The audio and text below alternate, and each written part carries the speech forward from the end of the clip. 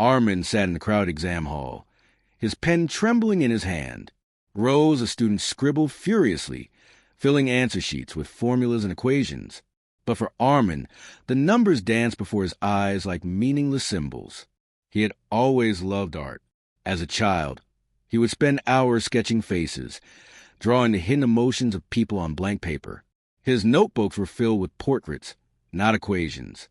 But somewhere along the way, his life stopped belonging to him. Medicine is a noble profession, Beta, his father had said. Do what your cousins are doing. Be successful like them, his mother had insisted. So Arman buried his colors. He packed away his sketchbooks. And he wore the white coat of a doctor.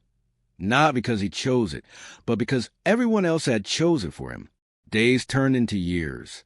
Arman walked the hospital corridors with a heavy heart. From the outside, he looked like the perfect son, smart, responsible, successful. But inside, he felt like a prisoner living someone else's life. Every time he held a stethoscope, he remembered holding a paintbrush. Every time he wrote a prescription, he longed to draw a portrait. At night, he would whisper to himself, "Whose dream am I living? Mine or theirs?"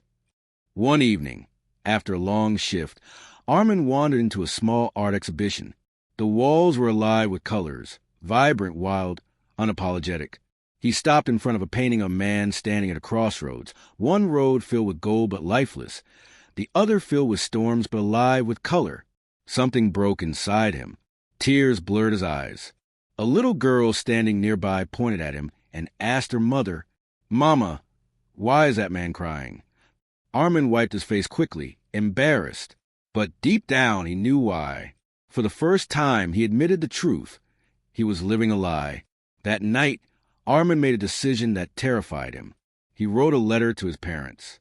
"I love you, but I cannot live this life anymore. I am not meant to heal with medicines. I am meant to heal with art. I know people will laugh, criticize, and call me foolish.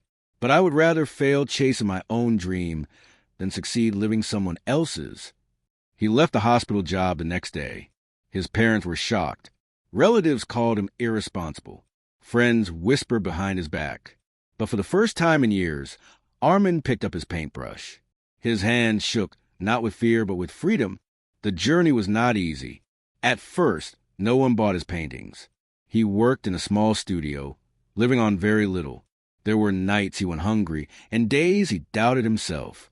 But whenever despair knocked, he reminded himself, "This struggle is mine. These failures are mine.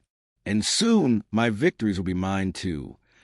Months later, his artwork caught the eye of a gallery owner. Soon, his portraits began selling.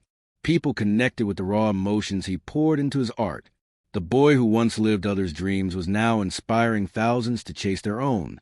Years later, standing in front of a crowd at his first international exhibition, Arman spoke. "For a long time, I lived a life designed by others. I wore their dreams like a mask and called it my identity. But masks suffocate. The moment I removed it, I could finally breathe. Dare to be different. Dare to disappoint others if it means being true to yourself. Because the greatest tragedy is not failure. It is living your entire life without ever living your own dream." The audience stood, applauding not just his art, but his courage. Sparkle's life lesson. Stop chasing others' dreams. Life is too short to wear borrowed shoes. Dare to be different. Dare to be you.